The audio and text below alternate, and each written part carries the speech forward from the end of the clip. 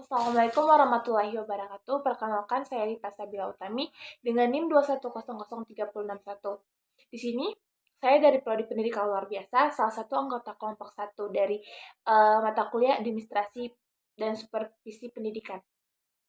Baik, kami dari kelompok 1 membahas materi tentang administrasi kurikulum, yaitu A. Konsep administrasi kurikulum. Administrasi dapat dipandang sebagai proses dan dapat pula dipandang sebagai tugas atau kewajiban.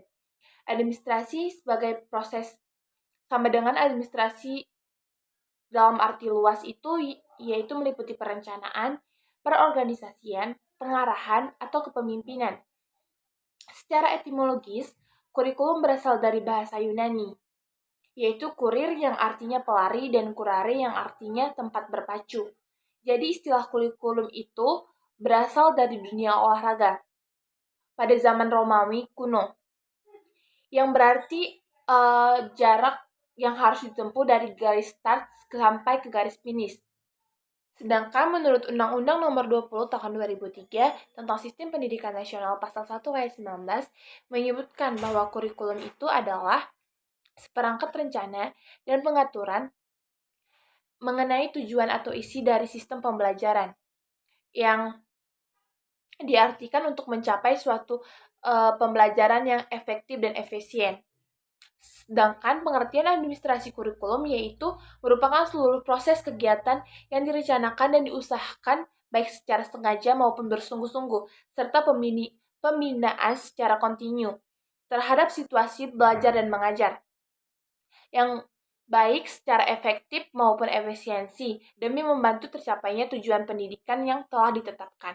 Baik, materi yang selanjutnya ada proses administrasi kurikulum, di mana proses administrasi kurikulum itu terbagi menjadi 4. Yang pertama ada perencanaan. Apa sih itu perencanaan? Perencanaan kurikulum yang dilakukan oleh Departemen Pendidikan Nasional di tingkat pusat yaitu A. Penyusunan program dan pengembangan kurikulum yang terdiri atas 1. Landasan, 2. Garis-garis besar program pembelajaran atau pengajaran, yang 3. Pedoman pelaksanaan kurikulum, yang B. Penyusunan pedoman teknis pelaksanaan kurikulum seperti pedoman penyusunan kalender pendidikan, pembagian tugas guru, penyusunan jadwal pengajaran, penyusunan program pengajaran, dan pedoman penyusunan persiapan pengajaran. Yang kedua ada pelaksanaan. Apa sih itu pelaksanaan kurikulum di sekolah?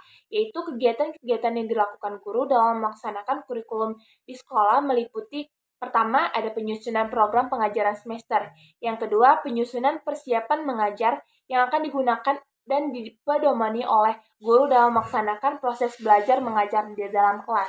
Yang ketiga, ada proses belajar mengajar. Dan yang keempat, ada kegiatan kokurikuler atau ekstrakurikuler. Ketiga, ada pengawasan. Fungsi dari pengawasan itu yang pertama, mempertebal rasa tanggung jawab terhadap pejabat yang diserahi tugas dan wewenang dalam pelaksanaan pekerjaan. Yang kedua ada mendidik para pejabat agar mereka itu melaksanakan pekerjaannya sesuai dengan prosedur yang telah ditentukan. Yang ketiga, untuk mencegah terjadinya penyimpangan, penyelewengan, kelalaian, dan kelemahan agar tidak terjadi kerugian yang tidak diinginkan. Yang keempat atau yang terakhir, untuk memperbaiki kesalahan dan penyelewengan agar pelaksanaan pekerjaan tidak mengalami hambatan dan pemborosan. Yang terakhir ada evaluasi. Evaluasi terbagi menjadi 2, yaitu pertama ada evaluasi hasil belajar.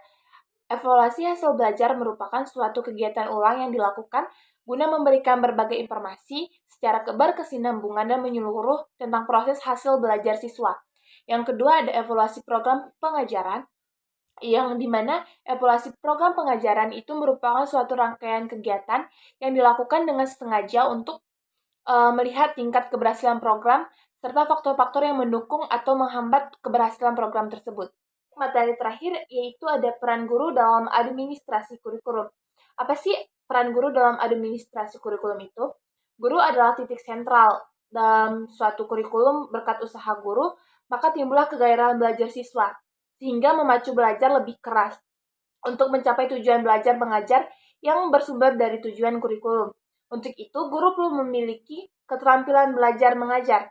Di dalam pelaksanaan kurikulum, tugas guru adalah mengkaji kurikulum tersebut melalui kegiatan perseorangan atau kelompok. Dengan demikian, guru dan kepala sekolah memahami kurikulum tersebut sebelum dilaksanakan dalam proses pengembangan kurikulum selanjutnya. Mungkin hanya itu materi yang dapat saya sampaikan dari materi administrasi kurikulum ini. Mungkin lebih dan kurang saya mohon maaf, saya akhiri dengan Assalamualaikum warahmatullahi wabarakatuh.